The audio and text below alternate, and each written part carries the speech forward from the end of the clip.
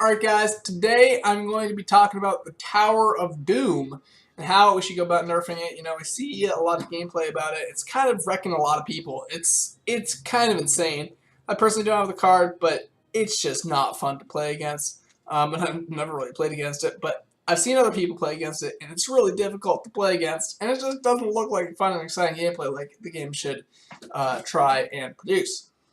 We're of course playing Castle Burn today, guys. Anyway, I'm talking about 3 ways to nerf the Tower of Doom in today's video. And I just want to start off, I watched this one video, the Tower of Doom, in a YouTube video. The guy was completely losing the entire game, and then all of a sudden he puts down Tower of Doom, and all of a sudden he's winning the game completely. So I mean, I don't know what's up with that, but it's completely not how the game should be played. If you're winning the game for the majority of it, someone shouldn't just be able to place a card and then win the game. It just shouldn't be it. It shouldn't just be what cards they have unlocked, stuff like that. It should be who's better at the game. Anyway, starting off, number one way to decrease the power of the Tower of Doom and nerf it effectively is increasing the cost to deploy. Right now it's 100 mana, 100 elixir. And that's really 1 or 2 troops. You look at a troop like a golem, it's really like similar cost. And the golem really doesn't change that much. Well, the Tower of Doom, you put it down, changes the game completely. It changes everything, how the person that you're supposed to play against, how they play. They have to play increasingly aggressive because that Tower of Doom, once it gets activated, it's just, you're done. There's nothing else you can do. And so, basically, if you increase the cost to deploy, it allows the other person a little time to counterattack, a little extra momentum, and a little extra mana to be able to attack you and really increase the lead for themselves, while you also have the late game power of the Tower of Doom. If you defend properly, you should be able to win the game with that Tower of Doom because that's the strategy you invested in. Also with that, I think you should be able to see when the person plays down the Tower of Doom, just so you know what's coming, and when it's placed, and expect you have a time to know when that's going to be active. Also, within that, showing where the Tower of Doom is, you then know when to push because that person's going to be down 200 elixir from you. The second way that we can make the Tower of Doom much weaker than it is now and make it more playable is to make it tier 1 and change the time of cost to deploy to 250 seconds. So this will do, so let's explain how the game works. So we have tiers, right? And each card is in a certain tier. And Tower of Doom right now is in tier 3, which means that you can start off tier 1, you have good troops. Tier 2, you can have good troops, good defending troops. In tier 3, you get the Tower of Doom. Tier 3, in retrospect, you can get other troops as well, but you have all the troops unlocked by this point, and you've been able to defend because you've had access to all the correct cards. But if you put Tower of Doom in the first tier, what this does is it makes it as your first 2 cards. You're still going to want to do your regular stuff, but as your third card, if you select the Tower of Doom, you're not going to be able to have the power to access some of your second tier cards, more of the second tier cards, and although it would be a third tier card later on, it takes up a spot. So let's say you take an archer and then you take the Tower of Doom. You're only going to have that one archer to defend, but then you have to place the Tower of Doom early, so you're going to want to get the Tower of Doom as a second card per se, because the Tower of Doom is going to have such a long time to deploy. Right now it's 180 seconds. I propose increasing that then to 250, past 250 seconds. Just so you're pushing the person to take the Tower of Doom in their tier 1 rotation as the second card they get or the third card they get. That way they're kind of pushing it, and that way you can see when they place it down earlier versus making a tier 3 card when everything's already set up, the game is solid, there's not really any changing, you have a defense set, and then you can place your Tower of Doom. But I'm saying place it early when nothing's really set, the game's kind of still in motion, you're pushing back and forth, and that elixir that's taking you down is going to allow the person to go into another push. Third way and final way that I've come up with to effectively reduce the Tower of Doom's effectiveness is to decrease the attack speed. Basically doubling or tripling the time it takes for the Tower of Doom to attack and reducing the area of effect. What this is basically do is allow the person, if they have accumulated a lead, to defend properly from the Tower of Doom. Obviously, the Tower of Doom should not be a thing where you just place it down and you win the game. The Tower of Doom should be a thing that helps you close out the game, but the time is when your castle's burning, and when you're just like you have the advantage now that you have the Tower of Doom because you've been able to defend so well. But what it should not be able to do is just blow through everything. What it should be is a supporting idea to your push. So basically, it should be able to attack, but then the person, if you're not doing anything else but the Tower of Doom, the person should be able to place a troop down.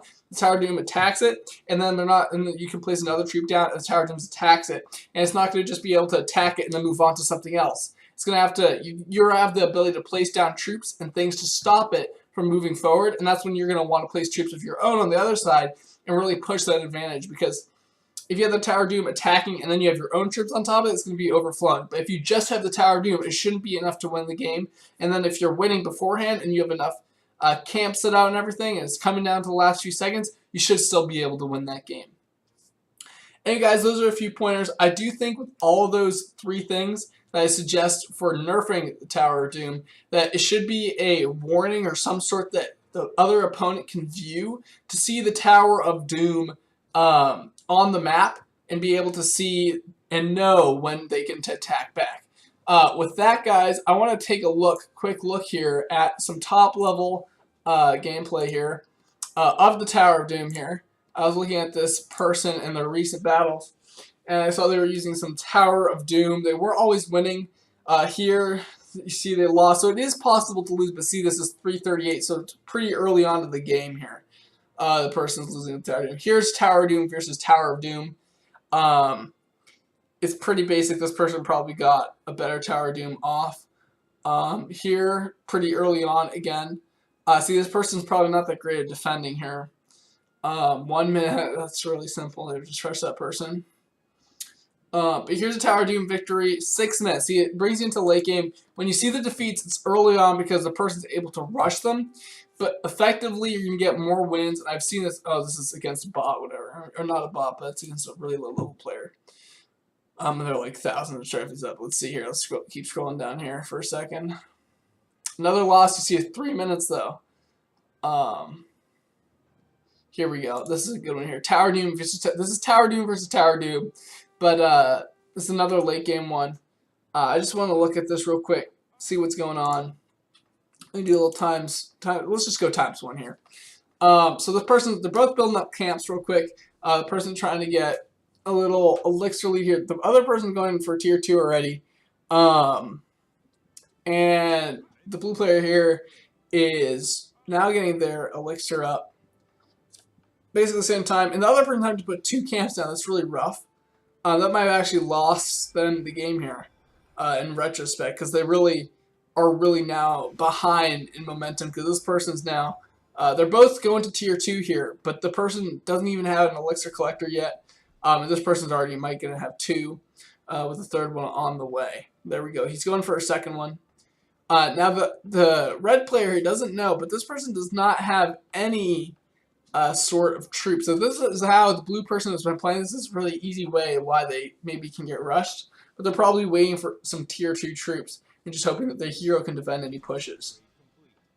Let's see what this person does for their next 2 troops. It looks like they go Sorceress and Earthquake. So this person is running 3 spells right now, mainly defensive spells, and just having the Sorceress there with the heal and the Scrying Orb here to check out anything he's doing. So they're both going to have 3 Mana Sanctums, it looks like. Oh no, this guy still has 2. This guy's building some catapults and stuff, trying to get some defense. As we know, he ends up doing the Tower of Doom, as does the blue player here. But they're both really defensive here. Not much either one is doing. See, they're just scouting each other out, really. As we can see, the blue person is kind of getting up the elixir advantage. And what the red person is going to want to do here is try and get tier 3 first, so they can get the Tower of Doom into battlefield first. Now we have both players now trying to get the advantage in defense, because they really don't know what the other one's playing. And as we can see, the red player already getting the Tower of Doom, and so does our blue player here. See, all he gets is the Tower of Doom and the Sorceress. That's his only 2, like his 1 card, his 1 troop is a Sorceress. And that should not be a thing. Okay, guys? So the red player does end up putting the Tower of Doom down first, which means the Tower of Doom will activate on their side first. It'll be interesting to see how the blue player ends up winning this game. So they don't see the Tower of Doom yet, I don't think, this blue player. So they're kind of just chilling. the red player knows he has a Tower of Doom now. So basically, he also knows that his Tower of Doom is going to be ahead of the other person's Tower of Doom. And he also has a card slot available. So right now in this position, I would probably give the lead to the blue player. They just wasted their Earthquake on, I don't even know what there. There was nothing. At least this red player has 2 troops. I mean, they can defend something. This red player, I mean, if they were rushed early on-ish, they'd just be done. Here we go. Some aggression here. I liking it coming out. They're not really going to do much here. This red player, if they had Amazons, it'd absolutely destroy. But here they are putting the cannons right close together. I don't know if that's the best strategy here, as it is going to be not targeted, but it's really doing some damage here. There we go. The last cannon pushes the goblin tank into the range here. I guess they weren't able to see the tanks. That's why they weren't targeting them. Yeah, there we go. So both players are really just kind of, well, one player is just playing completely defensive. That's this blue person. I don't even know how do they win this game, because this is absolutely ridiculous. The person should not be able to just do a Tower of Doom. Place it later than someone, only put defensive cards, and then win the game. But anyway, here we go. I don't even know whether to put Elixir Collector down at this point. It's kind of, I don't want to say pointless, but it's pretty pointless, because that Elixir Collector is a god. They have nothing defending it, and just really is no point at all. Really nice Earthquake coming out from that person. And the red person's really just trying to get camps up, you know? The other person just seeing where the Tower of Doom is at on this blue side. The Tower of Doom should be up sooner. But we're just going to see, it's really fun, I gotta admit, to see the Tower of Doom in action, just because of how much damage it does. And honestly, I don't really know what this person on the red side is exactly doing. They're just saving up Elixir. Here we go. They're going in for a nice little cannon here. It's not going to do much because the Tower of Doom is almost up. It's pretty pointless, actually, that little cannon. They're going to do the hero on the blue side, and it's being countered here. But, I mean, I don't really know. See, this is just, like, annoying gameplay to me. And here comes the Tower of Doom. Just absolute destruction. Like, I don't even know. Okay, the question is, why did the Tower of Doom attack the other Tower of Doom first? That's even more broken. What? If you place the Tower of Doom after, it will target the Tower of Doom that was first place because it's in vision or something. Let's check it out real quick. Let's check out the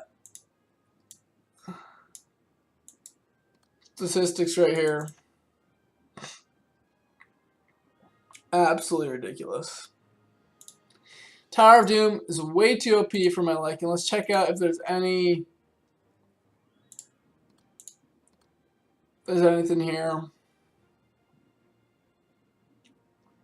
Titans by sponging. Second magic from underworld and shooting it high in the sky can take a lot of time. But start reaching votes to strike us.